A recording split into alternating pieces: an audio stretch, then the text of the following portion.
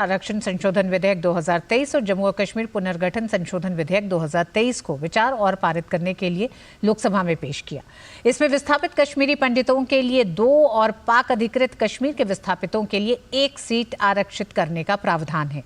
लोकसभा में जम्मू कश्मीर से जुड़े 2 विधेयकों पर चर्चा के दौरान पक्ष और विपक्ष में तीखी बहस हुई।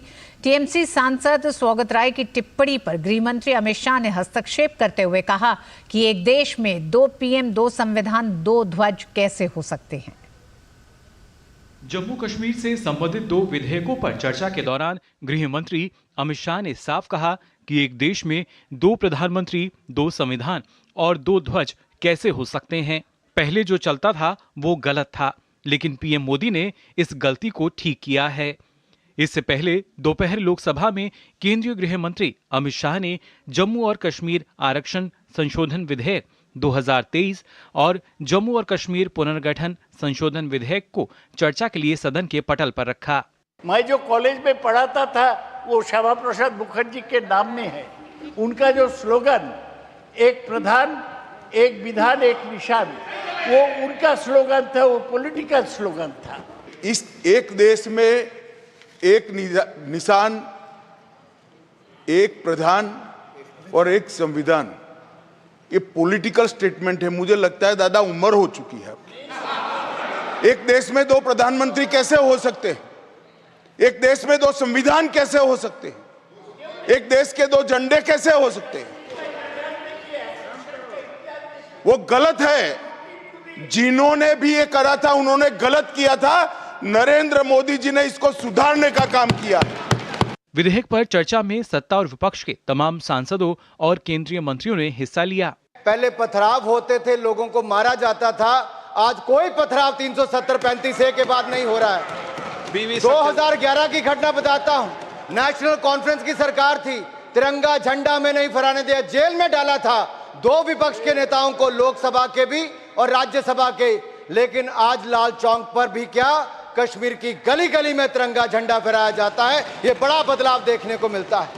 गौरतलब है कि जम्मू और कश्मीर आरक्षण संशोधन विधेयक 2023 बिल जम्मू और कश्मीर आरक्षण अधिनियम 2004 में संशोधन करता है और अनुसूचित जाति, अनुसूचित जनजाति और अन्य सामाजिक और शैक्षिक रूप से पिछड़े वर्ग के सदस्यों को नौकरियों और व्यावसायिक संस्थानों में प्रवेश में आरक्षण प्रदान करता है। जबकि जम्मू कश्मीर पुनर्गठन संशोधन विधेयक 2023 जम्मू और कश्मीर पुनर्गठन अधिनियम 2019 में संशोधन करने के लिए लाया गया है।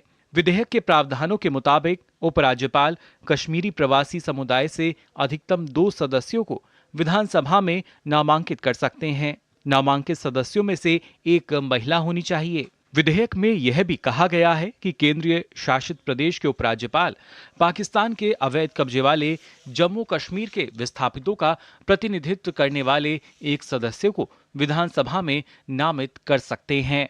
जिस कानून का ये विधेयक संशोधन कर रहा है, उस कानून को तो संवैधानिक तौर के ऊपर चुनौती दी गई है और वो मामला उच्चतम न्यायालय में लंबित है। 6 साल का अवधि काल पुनः 5 साल हुआ। देश भर की सारी विधानसभाएं 5 साल तक रहीं, लोकसभा 5 साल, जम्मू कश्मीर 6 साल बताओ, क्योंकि उस समय 370 आ गया और 370 हमें इजाजत नहीं देता कि हम ये अपना लें कानून, क्योंकि ये जम्मू कश्मीर हित में नहीं है। अब वो जम्मू कश्मीर का हिस्सा या सत्ताधारी पार्टी का हिस्सा या परिवार का हिस्सा, ये जनता के विवेक पर है। और ये 6 साल तक रहा तब तक जब तक के गृह मंत्री अमित शाह जी ने 5 और 6 अगस्त 2019 को ये विधेयक लाया, तब तक। इन दोनों अहम विधेयकों पर गृह मंत्री अमित शाह जवाब देंगे, जिसके बाद इसे लोकसभा से पारित किया जाएगा। Parliament team, DD news, Delhi. और इसके अलावा शीतकालीन सत्र में राज्यसभा में आर्थिक स्थिति पर अल्पकालिक चर्चा हुई। लोकसभा में प्रश्नकाल के दौरान मंत्रालयों से संबंधित कई सवालों के जवाब भी दिए गए। संसद के शीतकालीन सत्र के दूसरे दिन लोकसभा में प्रश्नकाल के दौरान कृषि और किसान संबंधित महत्वपूर्ण सवालों के जवाब केंद्रीय कृषि मंत्री ने दिए।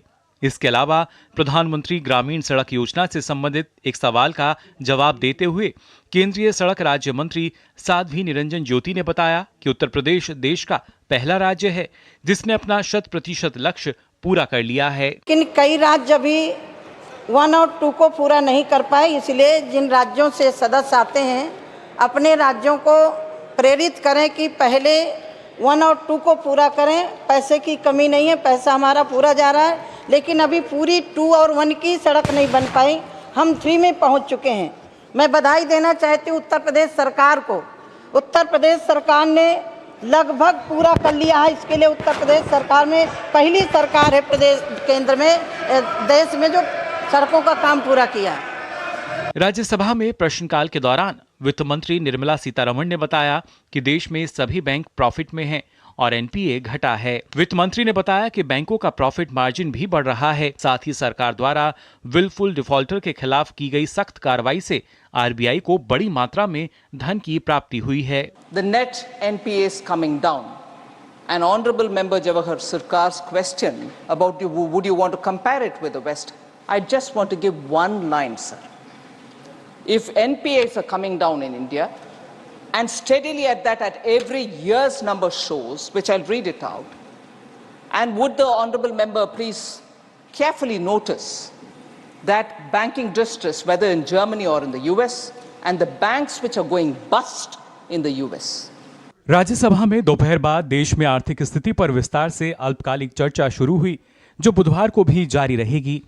चर्चा के दौरान विपक्ष ने सरकार की आर्थिक नीतियों का विरोध किया, तो सत्ता पक्ष के सांसदों ने पूरी दुनिया में हुई आर्थिक अस्थिरता के बीच भारत की मजबूत होती आर्थिक स्थिति की सराहना की।